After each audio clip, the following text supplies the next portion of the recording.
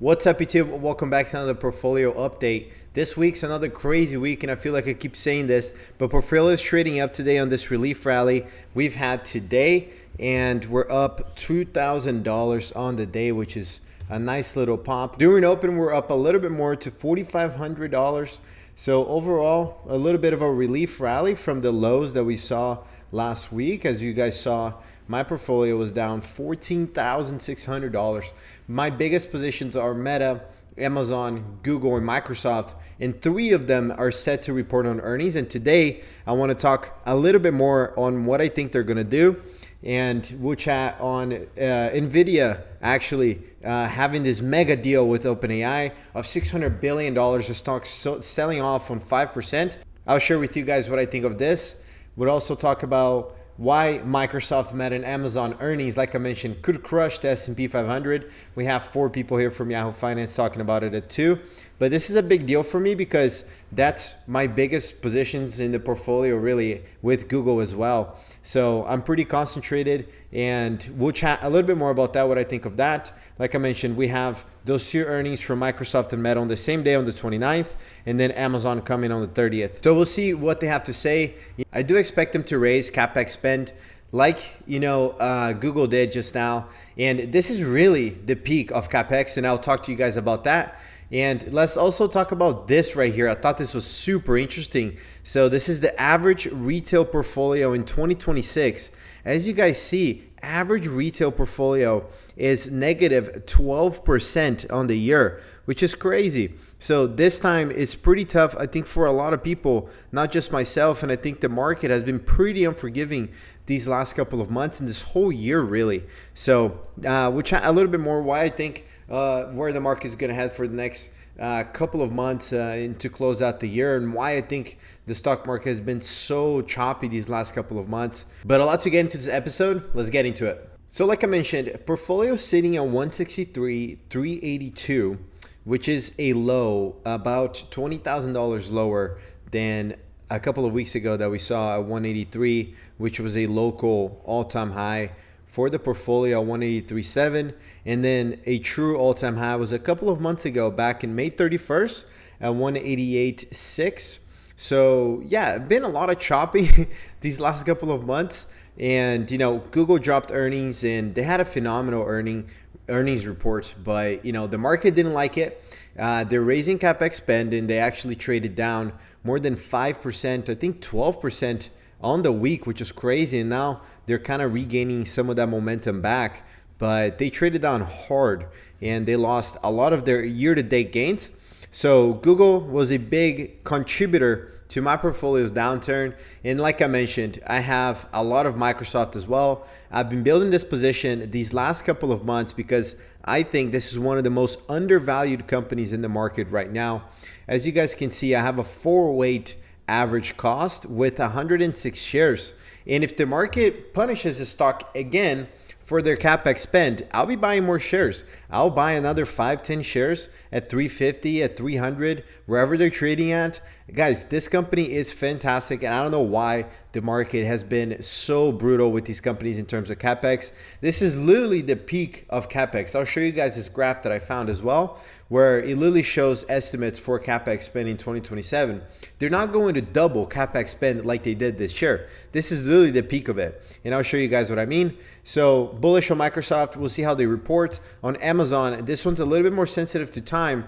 I have a leaps call expiring in 2027 in January 15th. So this one will move either up or down, of course, but I need it to move up in the next couple of months so I can sell for a gain, hopefully a bigger gain than just 8%. This position was actually trading up to $5,000 in gains, and I ended up not selling because I didn't want to incur short-term capital gains. So I'm giving back a lot of those gains now because I wouldn't say impatient, but irrational maybe, because I wanted to save 15-20% on taxes. But anyways, we'll talk a little bit more about Amazon, how I think they're going to report. So let's dive into Nvidia first and their big ass deal with OpenAI for $600 billion.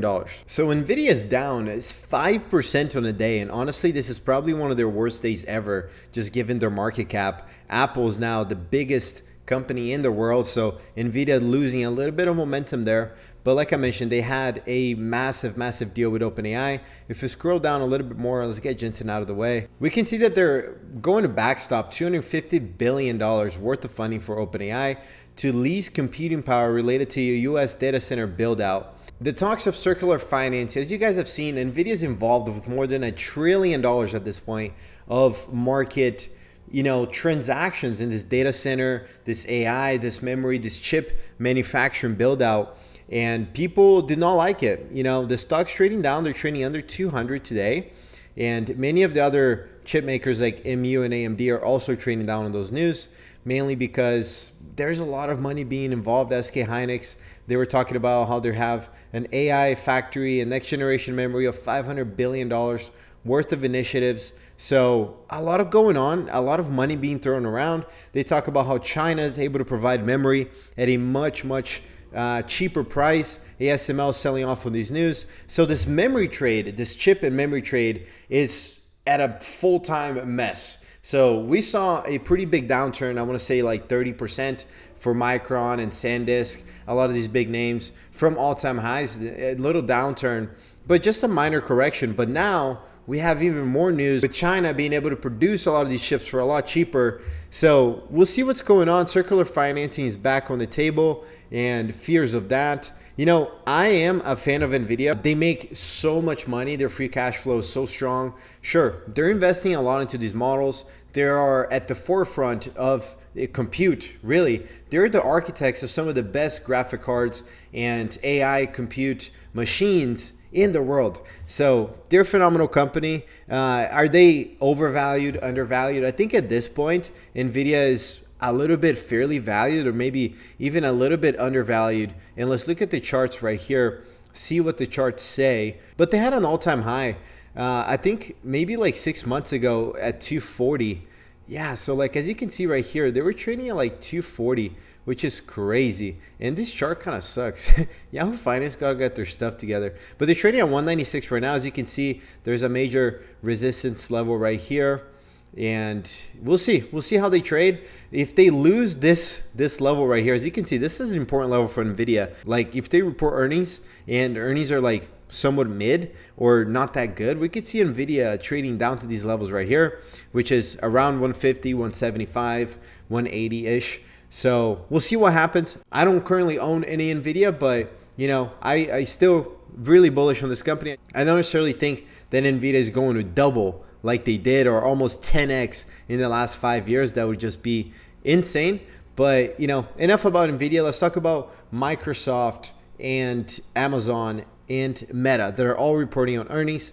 So let's talk about how 10 stocks account for 38% of the S&P 500. So this is the whole argument that these 10 stocks, like the MEC 7 stocks, make a large majority of these indexes, like the QQQ in the S&P 500. So these 3 stocks right here that I own, that a lot of people own through their index funds, could tank the market. And it's a fair concern. Like 38%, it's a lot of exposure. And at the end of the day, it's going to come down to what people think of capex, which is negative sentiment. Because here's the thing, Amazon, Meta, and Microsoft, they're not going to come out saying they're going to spend less money on AI. I think it's very rare that this might happen. So let's talk about Microsoft first. I think they're going to come out and talk about how their AI business with Copilot has been growing more than last quarter. The same thing with Google. So I think that's going to be super positive. They're also going to talk about how free cash flow is falling a little bit because they're spending more money. So that's going to be negative news. And I think I think all 3 of them are going to trade down. I think Meta's the wild card. I think if Zuck comes out and talks about how they're going to start spending or renting out their compute to other companies and starting an AWS or a cloud business of their own, I think the stock's going to react really well to those news. So if you guys didn't know, Meta just hired AWS's chief. They used to work at Amazon, of course, to go work at Meta now. So there's a big incentive, and Zuck seems to be really bullish on this whole AI build out, and having Meta rent out compute and be a cloud provider to other people. So if he comes out with those news, I think it's going to be extremely bullish. I think Amazon is going to report great numbers like they usually do. They're going to have record number revenues. They always do. Like this company makes so much money. We're getting to the point where Amazon is going to make $1 trillion a year, which is bizarre to think about. But I think Amazon is going to do just fine. They're going to raise capex spend again, and I think they're going to trade down, unfortunately. But I think this is, again, another buying opportunity. But we'll see. You see. This week is going to be very telling. We also have, I was going to say Jerome Powell, but we have Kevin Warsh on Wednesday at the FOMC. And then on Thursday, we have the PCE. So this week is really loaded. So on Thursday, we're going to see core PCE come in. We're going to see if inflation is trending up. And it's going to be very telling for Kevin Warsh and his crew in October in the next Fed meeting to see if they're going to raise rates or maintain or even raise for 0.25. And there's going to be a cold water bucket for the market. The market does not like higher rates in this environment. It's not necessarily good for the market because companies have to raise money at higher prices. A 10-year yield bond, for example, is more attractive at a 5% rate. People don't want to put their money on a MSFT stock, for example. So that's why it's not good for risk assets. But, we'll see and not jump into any conclusions.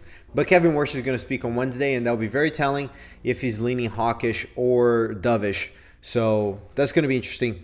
Let's also talk about these three companies. So Microsoft and Meta, they report on the same day. And that's going to be a big deal because Wednesday we also get Kevin Warsh to speak. And then on Thursday, on the 30th, we get Amazon and also the PCE. So very loaded week.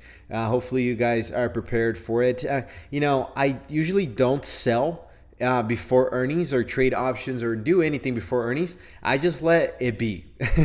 And I recommend you guys do so as well. This is not financial advice. This is just what I'm doing with my account. It's extremely hard to predict where price is going to go on earnings week. Like I mentioned, Meta could trade up a lot if Zuck comes out super bullish with their cloud business, or they could raise capex by a lot more than people were expecting, and the company trades down, the stock trades down. So who knows what's going to happen? That's why I think it's very hard to predict earnings, but I still remain bullish on these positions. As you guys know, there are my biggest positions on my portfolio. I have around $160,000 worth of exposure to these companies. So when I say 160, these two positions right here carry leverage. So, I hold around 96 or 95 shares worth of Amazon in terms of exposure with this contract, and then around 90 shares worth of exposure with Meta.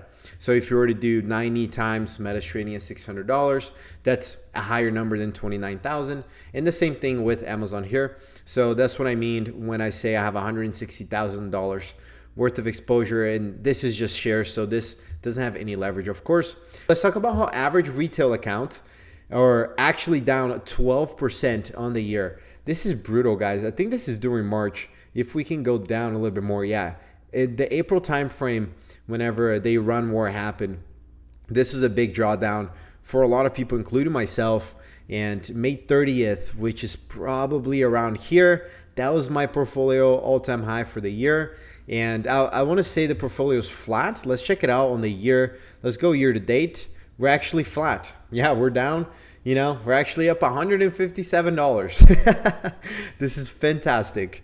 If my thesis plays out, guys, this portfolio could double. That's the thing. Like if Meta, Google, Microsoft, and Amazon start trading up, and especially my positions with leverage, start trading up on, good news that capex is slowing down, that these companies are making more money, free cash flows are getting more healthy, the market starts to calm down on, selling these companies off, this could turn into 100 grand like really fast. If we got a lot of momentum back into these four names, like it's a matter of months for my account to just start recovering pretty good. So that's why I'm fully invested. Like it's really difficult to try and time the market. Like on May 31st, like I didn't really think we were going to have this drawdown, but we did. And it's just how it works. Like, your account goes up some more. And if I go to the 1 year, I've been really running this account for the last year, and the percentages are kind of misleading because I keep adding money to this portfolio. So for example, January 3rd, I had around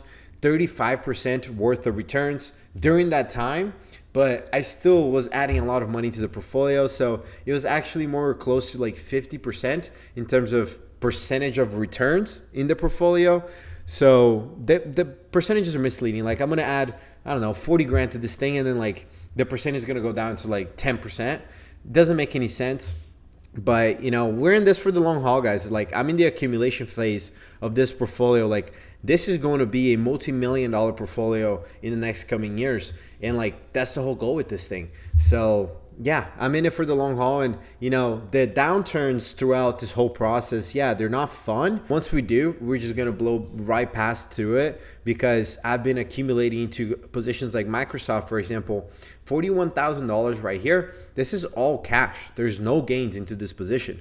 The same thing with Meta. I hold leverage in both of these. These are both trading flat on the whole year. So this is, you know, a coil pack waiting to just explode in the good way because these companies have already been trading down enough. So, you know, I remain bullish, guys. I'm doing this for the next rest of my life. I don't ever plan to sell Google or Microsoft. Like in my opinion, these are positions that I'm going to hold forever. And I have money in other accounts that I can withdraw and play with, buy whatever I want to buy. So this is, again, not my main account. Like this is my biggest account, but I have, for example, like index funds in other accounts. I have my retirement accounts. So don't think that, you know, I have 100% of my net worth into this. It's certainly a large majority of it, and like a significant amount. I wouldn't say a large majority, but it's not all of it. So, you know, that's always when I say like, this is not financial advice. This, you know, do your own due diligence. You got to have your own risk tolerance.